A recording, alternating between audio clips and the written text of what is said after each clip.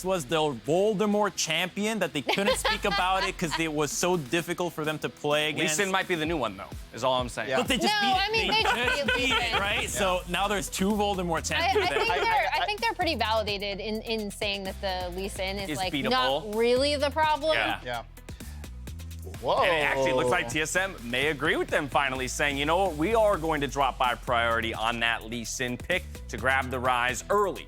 Yeah, and this is a pick that PoE has played in the postseason, and they won on it, right? So it's not normally a pick that we associate with PoE. It's a pick that's more oriented toward playing those side lanes, playing toward that later in the game. And honestly, if I'm C9, I actually feel pretty good about that, given how potent he's been on the Azir despite the loss, and the fact that they're going to be able to get 2 power picks in the Varus, and what I hope is a Leona. And we'll see. I'm really curious to see if they pick away the Lee Sin like they did in game 2, just to deny that. I do appreciate, though, TSM picking away the Ryze because, once again, I think despite the fact that Ryze had a lot of trouble early on because of Varus Ori, it was a huge reason why C9 was able to come back in that game. Yeah, not feeling the Irelia pick because the Ryze is a fine matchup into lots of CC between the Ruined Prison and the Everfrost, and you already had an opportunity to outrange TSM's comp with a regular control mage between the Varus and the Ryze. TSM, with the Ryze pick, got a deny, and it felt like they thought that this would push down Perkz' champion pool into the Irelia that we had seen before, and I think they're feeling pretty good about this. Yeah. If this is the case, if they want to go with the Irelia again, which I don't think is necessarily a bad pick, I think it's really important that we get Braum off the field. I think part of the reason it was so difficult to play Irelia last time was because you were into basically a full counter with the Azir, with the Braum. I don't think it's going to be as adversarial this time. And there's not too many options left for Perkz. So I think it's okay to pick the Irelia. Braum is strong, very strong into Leona, but also, or the Irelia, but Leona would also be really difficult for Irelia to dive into. So I think that already Cloud9 has shown that they're not going to ban all the support champions. They're probably going to take it right now because of the fact that you're not going to be able to get rid of them. By picking it first, you would at least divide the Braum and Leona. I like the Nautilus take, especially since we talked about how much that pick did for the composition we just saw. Also, Irelia was a setup for being able to take the Diana because of AD and AP magic damage, or magic damage in the jungle, AD damage from the Irelia. I also really like I wanted to point out the Kalista pick because obviously they picked the Lee Sin, but the Kalista gives them bot side pressure as well, which I also really like because I want at least one pushing lane for Spica. So yeah, okay, good. So take the Braum away. Make sure it's not a threat for you. At this point, I think C9 has a draft where they know that there's not too many hard counters to the fact that Irelia wants to be really, really proactive, and because they have counter pick, no matter what is picked into top lane, they can have the opportunity to respond with Fudge. You can even look at picks like the Gnar or the Nocturne top. Yeah, absolutely. Okay, well, actually, I guess it could technically be a flex between Lee and Nocturne. Yeah, could be jungle. We saw Blaber play it actually, and also Tarzan played it in the LPL. So they could be flexing the Lee Sin top, but this is a Huni pick. Huni kept playing Nocturne. Yeah, he never stopped. I'm assuming it's gonna go. It's gonna get a lot of value. There's a lot of members on Cloud9 that don't have the ability to escape out of this. The Diana, the Varus, even the Gwen, Irelia to a degree, can't escape from Huni jumping onto them. That makes him so much more powerful. And it's not just the Nocturne, it's actually the combination of Nocturne and Rell that has been so potent. When Nocturne was really broken, we saw this combo drafted really often. And it's really scary to play against if you're a Varus and you're in a mobile carry. Granted, there is a Braum to protect, but it's going to be really important that in team fights, Zven's positioning is on point. No hat. No hat for Perkz. That's the Why would you go back, dude? 100% win rate, no cap. Oh, my goodness. All right, well, we're getting a Gwen back on the stage. Huni's reaching back towards his Nocturne. We've got the Rell for SwordArt. We got the patented... Cloud9, and honestly, if your friends aren't watching the series with you, can you even call them friends? This is where you want to be. This is the match you want to watch. One of these teams' years is over, and the other heads to the World Championship. And the confidence of the top laners double ignite here. We got Fudge and Huni, no flash, and you know what that means. Attention towards the top side. And Spica has been so good in the early games and also does have the early jungle advantage here. Lee Sin against Diana. Diana is not a threatening ganker, and I think that is going to give Huni a little bit more confidence to play with the ignite, even though he is on a champion without a dash. So this is going to be really interesting. Gwen has not been seen a lot in pro ever since the latest round of nerfs. The attack speed removed off the E. It is half the attack speed bonus it used to be at level 1, which is a lot of where people really felt this champion had its biggest power. You know, you have the E level 1, you just run straight at your opponent, utilize that bonus attack speed, utilize that bonus damage to really create big advantages. And Perkz also back to the Irelia after what was, admittedly, a pretty up and down game. He had some good moments. He had a lot of moments where I'm sure he would like it back, where he wasn't able to execute on the level that he wanted. But this is a guy who has been supremely confident in his own play throughout his entire career. One bad game does not shake Perkz. If he feels it's the right pick, he's going to go to it. And we get the top lane fight between two recently nerfed top lane champions. Huni, one of the only players I've seen play Nocturne after the passive minion nerfs. Yeah. Many top laners hopped off of Gwen. She's still around a little bit since the early game E attack speed nerf. You mentioned that a second ago. I still think Gwen's late game scaling is amazing. I'm still not a big Nocturne fan, but to his credit, Huni has made it work when he's played it for the most part, and he's going to have early lane pressure level 2 next minion. And they'll have, you know, multiple semi-globals, right? The Ryze ult plus the Nocturne ult, the ability to try to collapse on plays that Cloud9 may not be ready for.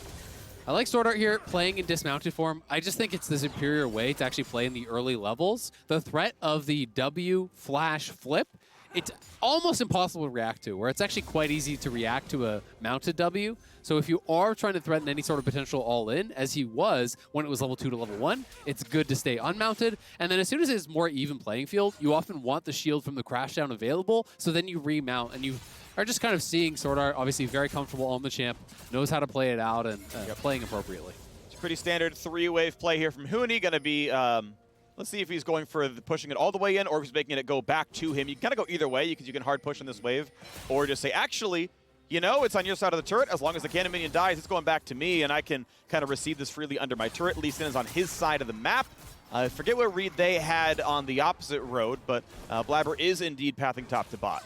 Yep, and Huni just wants to shove because he is getting low on mana. He has one more charge on that Corrupting Potion, but you're getting to the danger zone here. With Ignite available on Fudge. Yeah, he's got mana. But jungle difference, right? Like, that's the thing, is I think they've both surmised which way the junglers are, so Huni can kind of play on the edge. Because Fudge is like, well, is he baiting me? Or is he inting? And it's like, if he's baiting me, I'm just dead, because I have no flash. If he's inting, I still might get him. Well, and that's why Fudge is playing it pretty safe, right? Yeah. He's not fully committing to it. He's just trying to fight enough that he can't get the wave to crash, and not so much that if the Lee Sin's in the brush, you're dead, right? And that's kind of the line you want to walk here. And Fudge does play it well. He did a really good job of actually Eing out of many of the Qs that Huni was shooting, and that kind of created some of the advantage. But that being said, the wave is going to push away from him. Blaber just got spotted on that deep ward, and Fudge is still down on farm. Yeah, nicely done. I don't know whose ward that was. I want to say it was Huni off of one of the earlier pushes. Yeah. I'm not sure about that one. Either way, definitely a value ward to know where Diana was pathing through. I think she walked by a different ward afterwards, but still good info as the recalls come in. TP is held for the Nocturne as he's walking back to his lane now. Temporarily a farm lead for the Gwen, but I don't believe there's too many minions denied, so plenty for Huni to farm. Yeah, and it does get awkward here. Now, this is the spot where you kind of want coverage from your jungler as the Gwen, because you've used your potions, your opponent just bot, and you need to get the wave shoved. So you're always at risk. We know that Lee Sin is on the bot side. I think they had a slight bit of vision. Wow. They're actually... They're going to try to get Huni off this wave. Okay. I mean, he'll lose a lot of farm here, right? The cannon's going to go down, all the other minions as well. This is a really, really nice play. Just, yeah, Perkz losing his entire TP. He's actually losing a wave himself, to be clear. But they're denying even more off of Huni. Maybe Fudge just TP's mid, and that's actually the answer. But this gets awkward as Huni's going in. PowerOfEvil is here. Finds a fear, but Blaber's here as well. 3v3, here we go. It's going to be a fight. It's so much been about the early game, and Perkz getting a bit low. Will have to burn his flash to stay alive, and he does so. Ignite traded for his flash again. They denied a lot of farm, but Perkz lost a similar amount in mid. Yeah, it's hard to say if it's worth. Honestly, you kind of have to see the extended play. The fact that you use your flash and TP to deny some minions while losing some of your own, I think they were hoping that that would have gone better for them. But it is a deep TP flank here from the Gwen. They want to try to collapse on this. Blaber dives on, and he's going to take a lot of damage, so he's been shot up. Does he have a smite? Yes, he does. Going to be okay for now. Now looking at Spica, looking at PowerOfEvil. Can the rest of the team even be there? Huni trying to get towards level 6. He won't get it off this wave. There's no way. And so ultimately, he's not going to be part of this fight. They're still chasing in for more damage. PowerOfEvil now attacked yet again. Does have his flash. Doesn't matter. First blood comes through for Fudge. That TP was great. Cloud9 not giving up on the aggressive plays. This has been their signature in this series. Even when one play does not work, they are not dissuaded. They go for the next aggressive play. The TP flank from the level 5. Ooh, that was kind of clean. Nicely done there from Perkz, dodging out. SwordArt just trying to hold the wave so Spica can come and actually collect this. But Perkz has to be a little bit careful now as more members are coming in. But grabbing that first blood, going towards the early Bramble, really nice here for Fudge. Getting that early Bramble completion against Nocturne and Lee Sin is going to have you feeling pretty safe. It's mostly about the extended fights that he wants to win out on. Does lose a little bit of experience, but we'll see how much of that he can recoup as the wave does crash.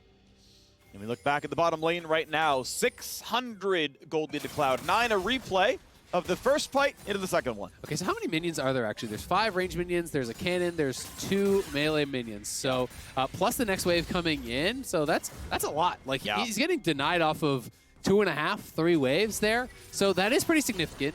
The cost is TP and flash, a full wave mid, to deny 2.5-ish waves, right? So that's kind of the look there. Huni would have been in range for a little bit of the experience. Whether or not it's worth it is really hard to say. It's just kind of going to be the extended play where we decide that. But this ward ended up meaning so much. And Blaber, I thought he went in too early. I actually thought this was going to be a death. But the smite heal coming through bought a lot of time. And then they just have the extended chase. Because every time Gwen E's and gets that the cooldown on that E is lowered. So they just keep going forward, continue the chase, committing to PowerOfEvil. And doesn't end up being able to get that flash. He was trying to find a good spot to flash. I think flash in a straight line wouldn't have done it. I wonder if he could have, maybe just flashed out early over the wall or something. But I think his read was they can't actually make this chase down happen. Gwen isn't 6. Right, and I mean, her item was Bramble Vest, right? She didn't come in with boots or, a couple of amp tomes, whatever. It's like, I accept the read that they don't have the damage, but turns out PoE didn't have any durability either. And you can chase down a level 5 Ryze. He doesn't have many tank stats, and that was a correct assessment on Cloud9's side. FTX gold advantage, 1,100. That is more than just the kill. That is them out-farming in the lanes. A flash to safety for Zven means a counterpunch, though, on a SwordArt. He's got a flash away as well. Flash for flash. It is off the carry, though. TSM come out healthier in the trade. With the early Vamp, I'm curious if this is going to be Shield Bow with Hail Blades again, or if it's going to be Eclipse, right? Because I was expecting, we talked about this in the earlier game, where it was a bad early game, but they're going in. Already the clash down. SwordArt locks them up. The ulti there as well. That's one, and they're going to find 2 for nothing. TSM with the bot diff. Man, you can see SwordArt in the player cams. They're popping off, knowing how big that was for the team.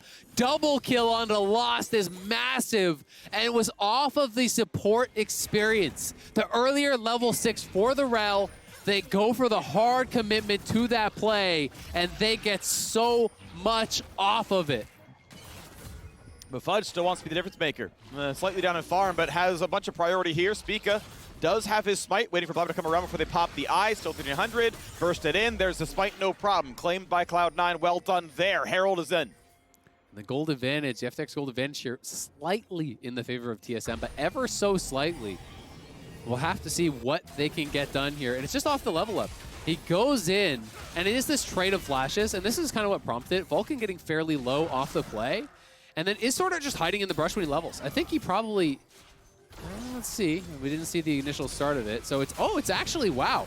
It was actually the Vulcan engage. He levels up off of a minion death. That was a level 5 versus level 5 engage. The minion kill there, giving him the experience, the immediate level up, and he was absolutely popping off. He knows how big that is, wants to get back to Worlds. I mean, this guy was in the World Finals, comes to TSM here, wants to be able to find success here in North America to push his team towards a potential title here in summer. They were first in the regular season. High expectations for them and for him coming into summer here and trying their best to live up to those. And here we go. First dragon of the game. Gonna go TSM's way, holding the gold lead now and the objective lead. We'll wait to see what Rift Herald does. That should put something back toward Cloud9's way, but not a single turret has lost a plate, so it's just going to be the 320 for the crash. And that means TSM should well and truly be in the lead on the scoreboard. We are seeing double longsword come through. Still not sure what it's going to be for Zven. Spica has flash. There's no flash on the bottom laners there from C9. So if they step forward, they can easily get kicked in. Topside fight could look pretty decent. Huni gets some decent damage across. Fudge, though, it would trade back with the Q. Is again, with Bramble Vest, he's actually pretty tanky in the 1v1. Yeah. I think it's a really hard extended fight for Huni to actually win.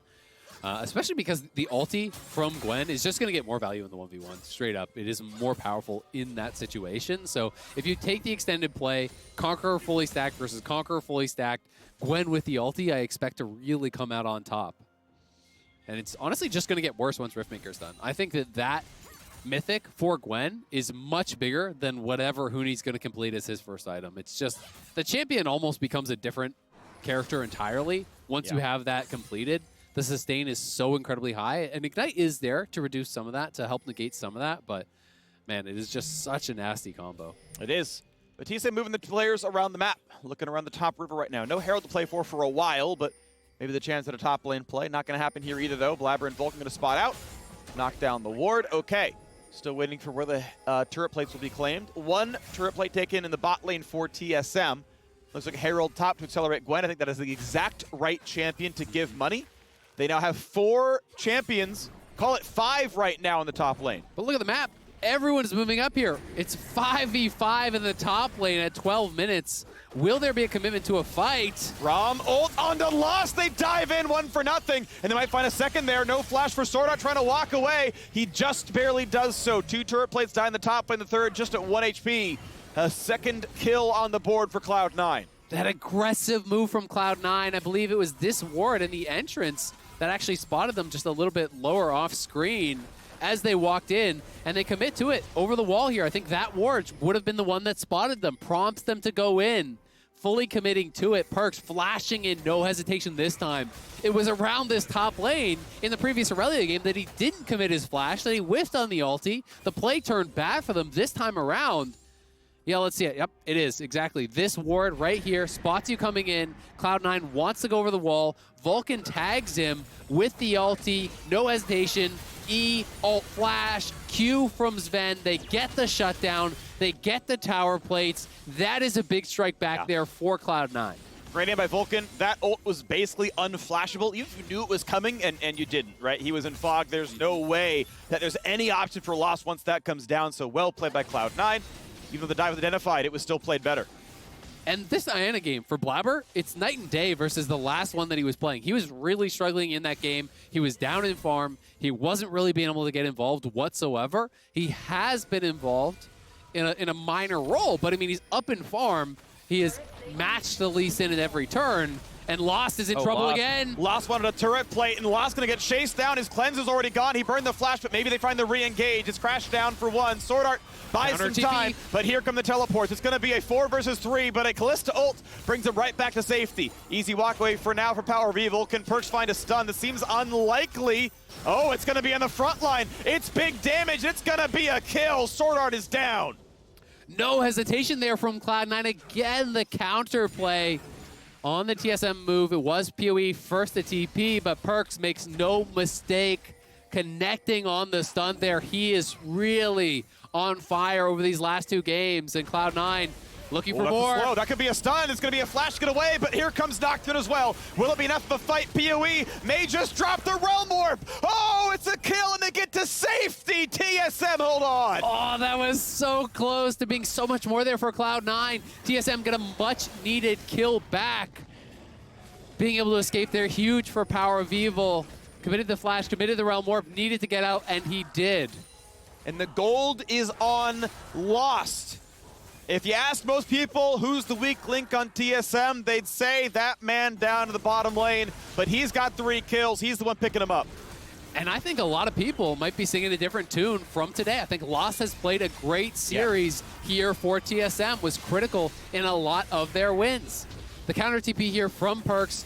He drops the stun very far back, then gets in range for the Q, dashing in onto Lost, finds the stun onto SwordArt. Didn't have the angle to actually get it in onto Lost himself, but good target selection. They look for the chase, and these kind of plays can build so much momentum. It was critical for TSM to be able to fight back here, to be able to get something back in this extended play. We can see in live, TSM is doing the dragon, and PowerOfEvil flashes out there.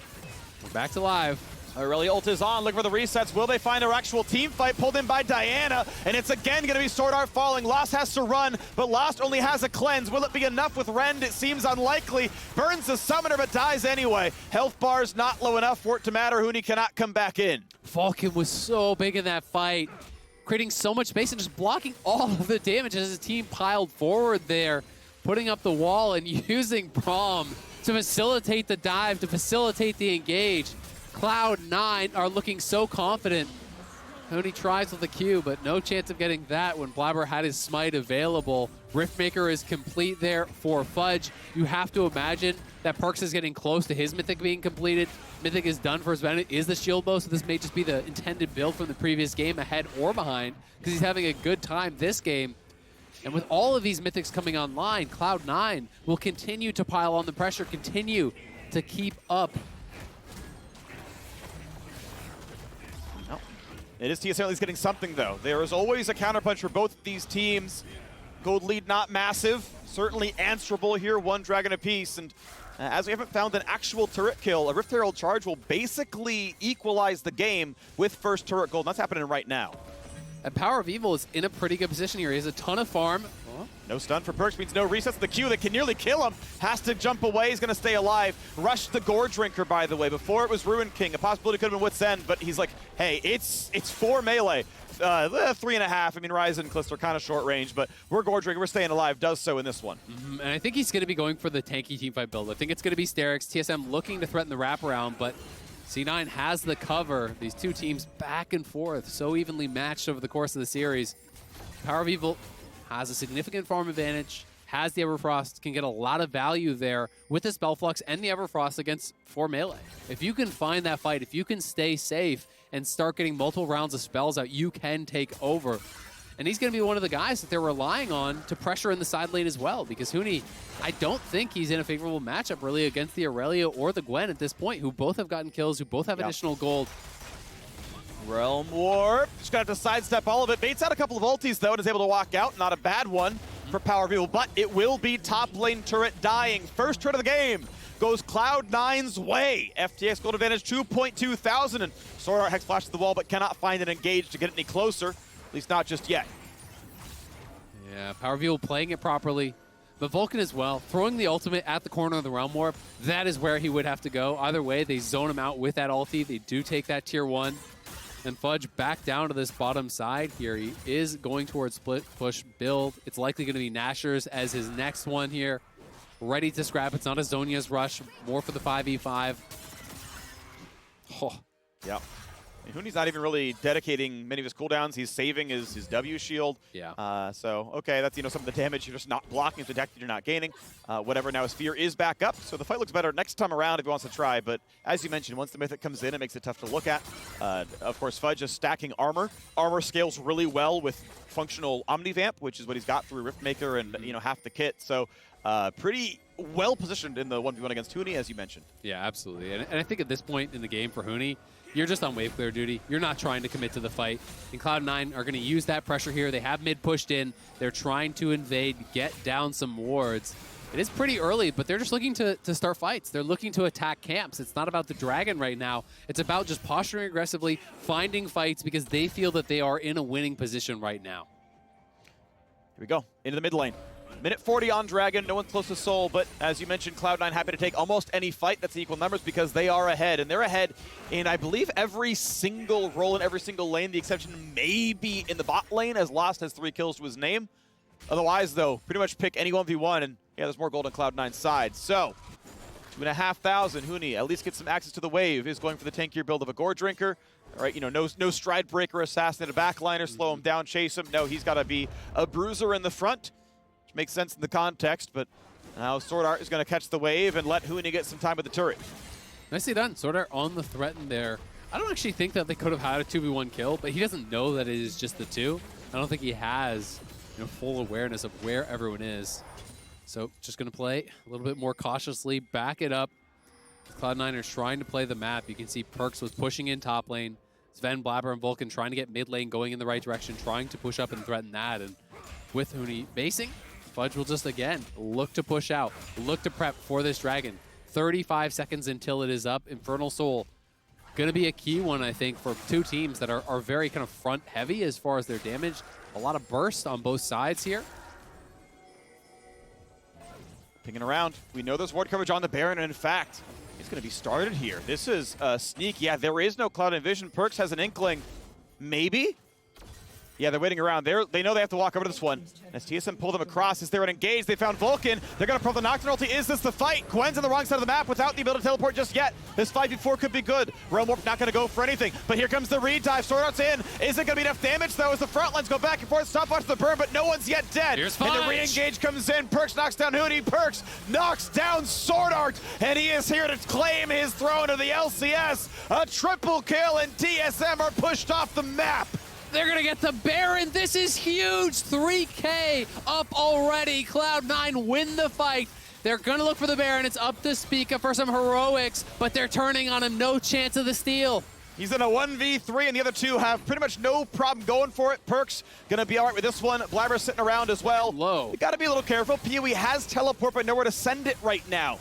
Looking just to walk at them, of course, as he's alive, and yeah, can't just do more than look at the Baron. As the respawns come in for the rest, they're nowhere around. They want Flashes this. in for damage, re-engage in for the Cloud9. Is it going to kill him? Yes, it will. Blaber is good for one, and Spica's got to get out for two. Baron being worn purple, the color of royalty. Cloud9 looking to be the kings of the LCS. TSM about to be the jesters, as Huni has to walk away. The flash follow. Perkz wants it all, but can't get it just yet. Diana ult comes in. Fudge with the kill. One trade it back, though. Lost only gets the one as it's going across for Gwen for two. A third comes in for Zven. It's 12-4, and TSM, they can buy a roster, but they can't buy a win. Cloud9 erupt into screams on the stage, winning a huge fight there. They know their chances are so good from this position. Cloud9 getting the fight, getting the Baron, winning the re-engage. As Huni TP'd in, they wanted to commit to it. TSM felt that they needed to get something back there, but they could not. Perkz closing the door, it feels like, on this game, as TSM wanted to look for the aggressive play. And the initial play, it looks like, hey, there's everyone here from TSM. They can maybe come out on top. Really nice sidesteps as well. Look at this sidestep from all three members on the Perkz ulti. That was beautiful from the TSM side. But everyone turning onto the TSM front line, bursting down SwordArt. As Fudge arrives, his damage is insane. And Perkz is picking up the kills. They get the triple kill onto the Irelia. They zone out the Lee Sin. They take the Baron. And TSM have got to feel their LCS title hopes slipping away here. PowerOfEvil trying to force. They were trying to look for a big play. He gets a lot of damage in, but the flash in left him vulnerable on the turn. And with him going down, Huni can't fight his way in the 1v5. Zven zones them out. They continue to pile forward.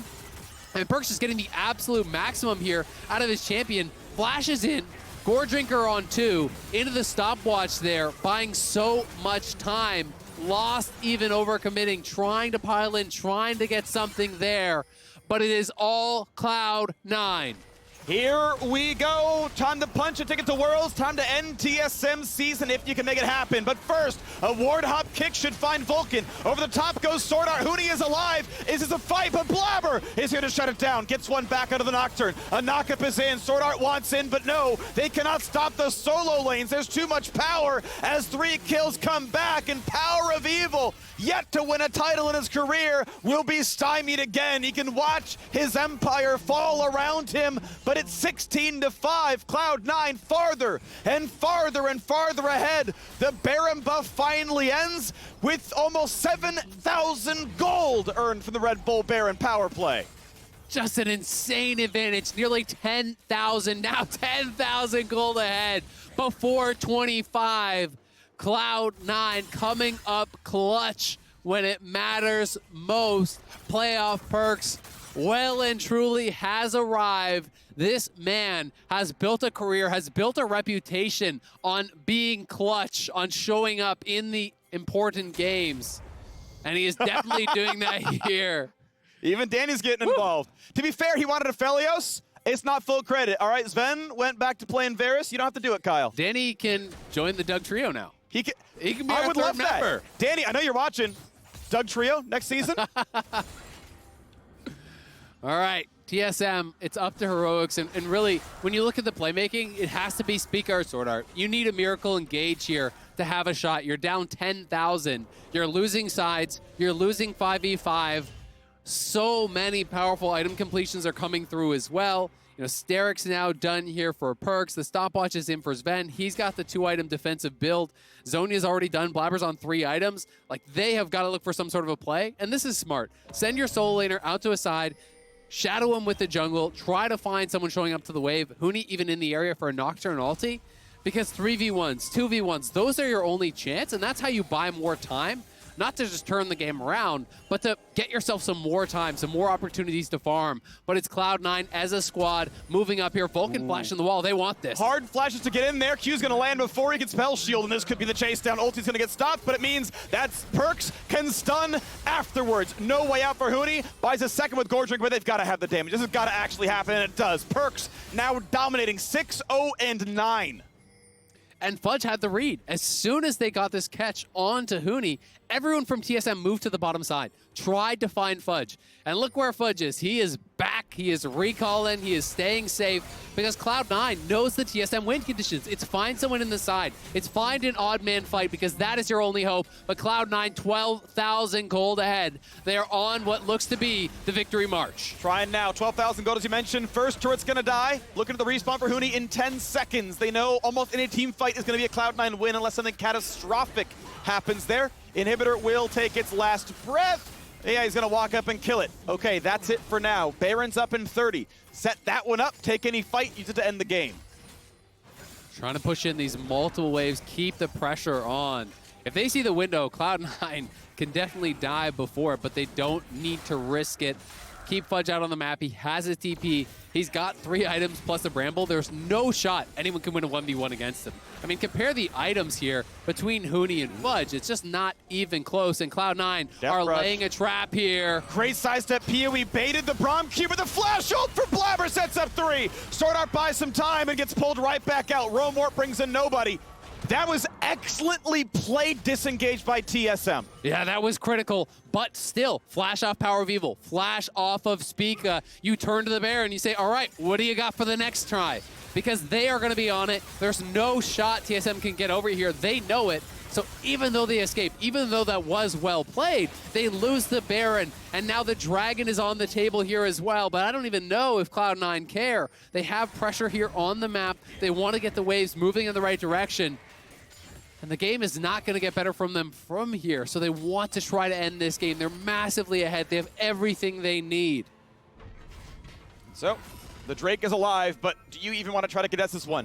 Theoretically, actually, it could have been snuck, right? Cloud9 crossing their T's out of the Ryze, they're taking a full recall and saying, all right, let's just shop up. We don't care. Dragon Soul's not a game plan. Let's go for it. End of the day, yeah. Honestly, TSM had the chance. They could have snuck it in, but if Cloud9 wanted to look, they were going to lose, and it will be Cloud9 getting the maximum. Yeah, and it's tough because you can look for those sorts of plays as TSM, but what if you get double TP'd on? Yeah. You know, you don't want to lose the game off of a Dragon that's not even going to be enemy's soul. Their only hope down this much is not one Dragon. It is a catastrophic series of events for Cloud9, and I think their call is our best shot at making that happen is a base defense, is delaying the game. But Cloud9 have so many luxury items. Zhonya's done top jungle. You have Sterik's in the mid lane. You've got GA, Locket. You have so many things that TSM is going to have to push through, and it's so difficult to do when you're this far behind. Spica is stunned, but he's able to jump back with the safeguard. So just fine for now. FTX gold advantage, 14,000.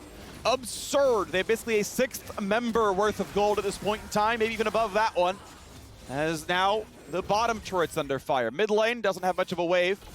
Slowly but surely the bot lane is getting attacked. Yeah, indeed, no one is helping push in mid, so that is just simply going to get cleared out by the Nocturne. Perkz takes on the last minion, and here comes reinforcements. Bot lane turret is gone. With this turret gone, you do not fight. You let the inhibitor die, you try for the next one. Superman is coming in from the top lane. Mid untouched, but this could be enough as they walk in 2 waves at once, quickly cleared by the Ryze, and now they go on the turret. TSM must fight, and SwordArt starts it off. Nocturne here as well, but do they have what they need? Here comes Diana, pulls in 3, big damage. This could be the death knell. Cloud9 in for 3, Cloud9 in for 4, and Cloud9 will end TSM's year. Cloud9, North America's best international team, are headed back to Worlds. Perkz goes godlike as they knock down the Nexus.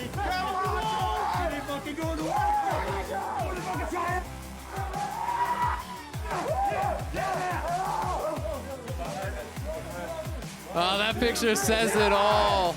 The team battling back here against TSM, who looked to be the stronger squad in the earlier games, but Cloud9 never doubting their abilities, going back to the picks that didn't work earlier, executing better. The Diana, the Irelia, it was night and day from the first game they brought them out to this game here. They looked amazing. The Gwen was unstoppable in the side lane as well, and honestly, this is a game that all of Cloud9 can be proud of. Yeah. Be able to battle back, but on the other side, it's heartbreak for TSM, and I think so many people are going to be looking towards the game too, where they had that massive advantage, where they had the soul, and Cloud9 pulled the rabbit out of the hat, got the backdoor, got these awkward situations that Perkz facilitated with the Ryze, and they're able to find a win in that game. A lot of people are going to be looking at this and saying, it should have been a 3-0 for TSM, but instead it is a 3-2 for Cloud9. They move on. They look to defend their title here as LCS champions. They are our spring winners. They will be at Worlds, and they are not done yet. They are not done. We get to see them again in just 6 days, battling 100 Thieves. They take that one down. They battle Team Liquid, and they look to move up the standings of all-time LCS trophy hoisters. It's going to be fun. Like, this postseason, I am sad to see TSM go. They are a great team with a bunch of great players. But the last 2 matches next weekend are going to be incredibly hype. I think this is a stacked championship sort of bracket here. I have no idea who's going to end up being the best team at the end of it all. But Cloud9 deserve now the right to fight for that title. Absolutely. And I think that, you know, coming off of such a huge emotional win like this, that can put some spring in your step. That can boost your confidence tremendously to move forward and try to overcome some of these teams that are still remaining, that are standing in between you and that title defense. But definitely heartbreaking for TSM. I mean, you know, so much investment into the squad this year, bringing in SwordArt. They are first in the regular season, and to not end even in that top 3 has definitely got to sting. Coming off of what was, you know, such close margins, right, in this series. It easily could have been theirs. It could have been, but every single opportunity they had, they just stumbled, right? #1 seed, okay, you're going to face, you know, a team you were 5-0 against and a team you were 4-1 against, I think, across the season. Sorry, didn't beat either one of those teams. You had your one, you know, lower bracket win against Immortals. Cool, good job. But, yeah, could not put it together in the end. The regular season form did not quite carry over to the postseason. Cloud9 stepping up again at the end. Want to point out the player of the series for this one is going to be Cloud9's support, Vulcan. Always good to see support love. I think they're so frequently underrated, but seeing aggressive plays on a Braum, I think, is always a treat because it's so hard to do. It's not just, oh, well, I just, you know, flash Zenith Blade you or whatever. You got to land a slow or the ulti, and those KDs are good. The KPs are good. Did a great job. And I mean, even just mechanically, he was playing so well in the Recon game, in the Nautilus game, buffering the Qs to get out of danger many times, you know, trading his flash aggressively to actually force defensive flashes from TSM that they could then capitalize in the subsequent fights. I think he was really, really good throughout this entire series. And even though Perkz had some lows, I'd also give him a tip of the hat. I think that he played very well in their wins, was critical in all of them, went godlike in 2 of them, was, you know, the kind of backdoor facilitated by his Ryze. But, man, there's a lot of people you could look to because Zven had a hell of a series, too. Right. It's 5 games where both teams won about half of them. I think everyone had their moments of absolute glory. And end of the day, it was Cloud9 the better team overall. Now, we will have Zven joining the analyst desk a little later on, but right